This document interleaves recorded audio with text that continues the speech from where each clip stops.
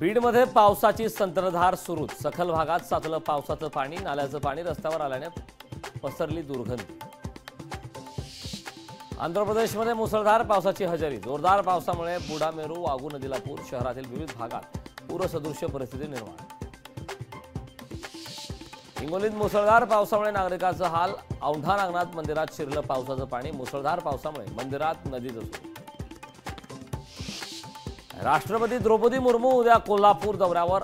अंबाबाई देवीचं मंदिर 4 तास बंद राहणार। सकाळी 10 ते दुपारी 2 पर्यंत दर्शन बंद राहणार।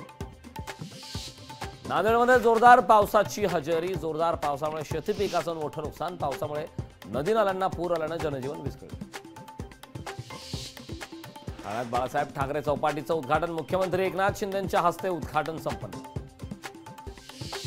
अमरावतीच्या वरुडमध्ये अजित पवारांकडून संत्रा गळतीची पाहणी। गळतीचे तातडीने पंचनामे करण्याचे आदेश। पाहणी दरम्यान अजित पवार यांच्याकडून शेतकऱ्यांशी संवाद। रत्नागिरीत आरडीसीची परीक्षा तांत्रिक अडचणीमुळे रद्द। पुढील तारीख लवकरच जाहीर होणार। परीक्षा रद्द झाल्यामुळे विद्यार्थ्यांमध्ये गोंधळ।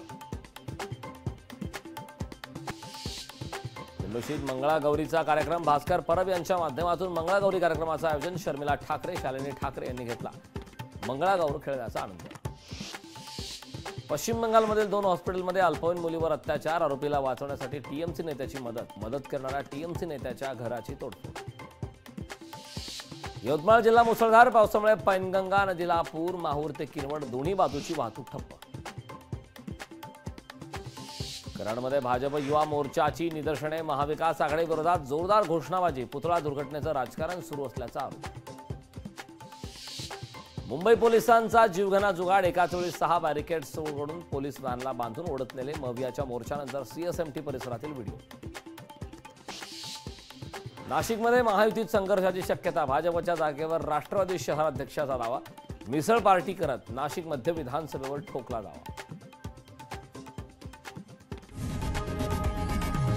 लोकशाही मराठी ऐका, पहा, जागरूक रहा।